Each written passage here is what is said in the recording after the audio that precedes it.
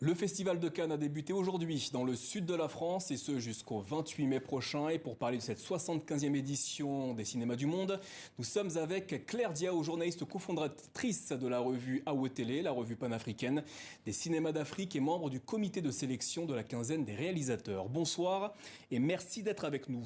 Cette année, un seul cinéaste d'origine africaine est en lice pour la Palme d'Or. De qui s'agit-il ? Il s'agit de Tariq Saleh, cinéaste égyptien qui a grandi en Suède et qui s'était fait représenter et reconnaître mondialement en 2017 avec un long métrage qui s'appelait Le Caire confidentiel. Cette année, il est le seul en lice pour la Palme d'Or avec Boy from Heaven, l'histoire d'un imam qui décède et de la guerre fratricide qui suit sa succession. Claire, une production africaine figure également dans la compétition des courts-métrages.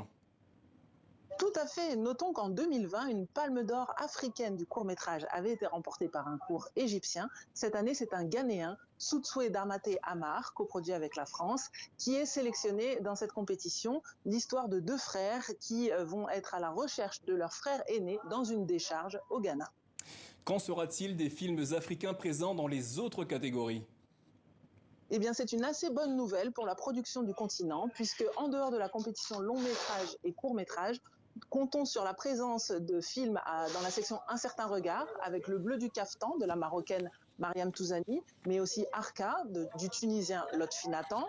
Comptons également sur la présence de deux films tunisiens dans la section de la quinzaine des réalisateurs, avec Under the Fig Trees de Erich Seiri et Ashkal de Youssef Chebi. Également, deux autres productions tournées sur le continent seront présentées à la quinzaine.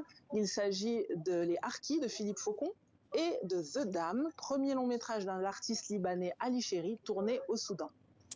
Claire, quel est le pays africain le plus représenté cette année sur la croisette ? Le pays le plus chanceux du continent cette année, c'est la Tunisie, car en dehors du film sélectionné à Un certain regard et des longs métrages que j'ai cités sélectionnés à la quinzaine des réalisateurs, il y aura également une cinéaste qui s'appelle Kauter Benania et qui est présidente du jury de la Semaine de la Critique. Mais il y aura également à Cannes Classique, en parallèle d'un film sur le cinéaste Souleymane Cissé, un long métrage d'un réalisateur espagnol, Viva la Muerte, qui a été produit par la Tunisie et qui sera présenté en version restaurée. Enfin Claire, qui sont les ambassadeurs du 7e art africain lors de cette 75e édition du Festival de Cannes ? Alors, je vous ai cité plusieurs noms de cinéastes présents. Il y aura bien sûr les producteurs et les comédiens qui vont les accompagner. Notons et comptons aussi sur la présence du cinéaste égyptien Yousri Nasrallah comme président du jury de la compétition court-métrage, mais également du marché du film, qui est le grand rendez-vous du Festival de Cannes, où tous les professionnels se croisent pour produire et développer des projets.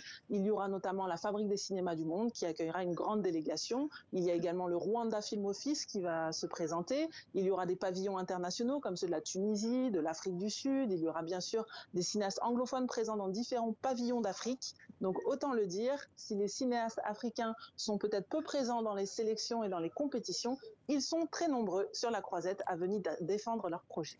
Merci Claire Diao pour ce coup de projecteur sur les productions africaines présentes lors de la 75e édition du Festival de Cannes qui débute aujourd'hui.